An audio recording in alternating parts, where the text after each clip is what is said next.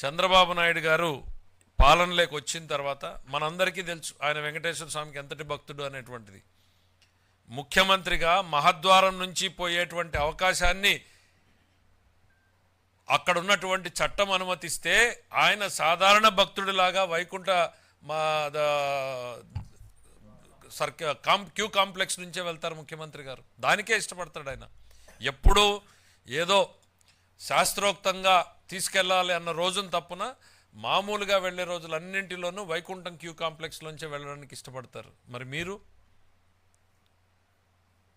ఈ రోజుకు కూడా ఒకటి చెప్పండి. మీరు ఏదో 28వ తారీఖున వెళ్తున్నారు అనేటువంటిది, మెట్ల మార్గాన్ని వెళ్తారు, రోడ్డు మీద వెళ్తారు, మీరు ఎట్లన్నా వెళ్ళండి.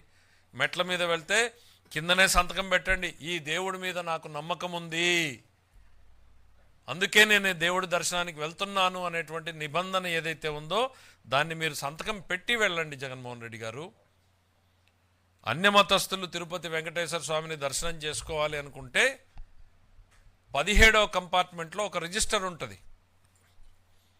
ఆ రిజిస్టర్లోకి వెళ్ళి సంతకం పెట్టండి. ఈ దేవుణ్ణి మీద నమ్మకం ఉంది, నేను ఈ దేవుణ్ణి దర్శించుకోదలుచుకున్నాను అనేటువంటిది సంతకం పెట్టి మీ చిత్తశుద్ధిని, కనీసం ఆ చట్టాన్నైనా అమలు చేయండి. మీరు ముఖ్యమంత్రిగా ఉన్నప్పుడు ఆ చట్టాన్ని తుంగలో దొక్కారు. స్వామివారికి పట్టు వస్త్రాలు ఇవ్వాలి అని అంటే సతీ సమేతంగా వెళ్లాల్సిన మీరు ఒక్కరిగానే వెళ్ళారు. సంతకం పెట్టి వెళ్లాల్సిన మీరు ముఖ్యమంత్రిగా మీరే ధిక్కరించారు.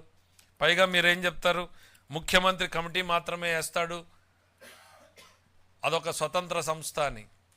మరి ప్రభుత్వంలో చేపట్టిన రివర్స్ టెండరు ఆ స్వతంత్ర సంస్థ ఎందుకు చేపట్టింది రివర్స్ టెండర్? జగన్మోహన్ రెడ్డి గారు మీరు ఒత్తిడి చేయబట్టి కదా. 250 కోట్లు మినిమం టర్న్ ఓవర్ ఉండాలి అని అంటే దాన్ని 150 కోట్లకు తగ్గించింది మీ ఒత్తిడితో కాదా? తప్పుల మీద తప్పులు చేసి, చేయరాని తప్పులు చేసి, ఘోరమైనటువంటివి చేసి మళ్ళీ దాన్ని కప్పిపుచ్చుకునేటువంటి ప్రయత్నం చేయడం, ఎదురుదాడి చేయడం అనేటువంటిది ఎంతో బాధాకరం. వాళ్ళ పరిస్థితి ఏంటి? మీరు గుళ్ళు తిరుగుతున్నారు, చేయమని ఏదో పిలుపునిచ్చారు. నేను చెప్పినట్టు మీకు అదొక పొలిటికల్ ఈవెంట్. కానీ మీరు చేసిన తప్పుకి ఈరోజు భక్తులు ప్రాయశ్చిత్తం చేసుకుంటున్నారు.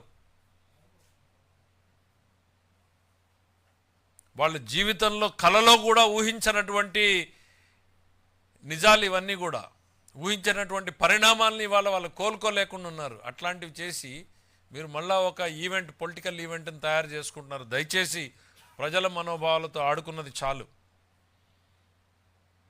ఇక ఈ రకమైనటువంటి ఆలోచనలు మీరు మానమంటున్నారు. నేను చెప్పాను, ఆయన మారలేదు, ఆయన ఆలోచనలు మారలేదు అనేటువంటిది.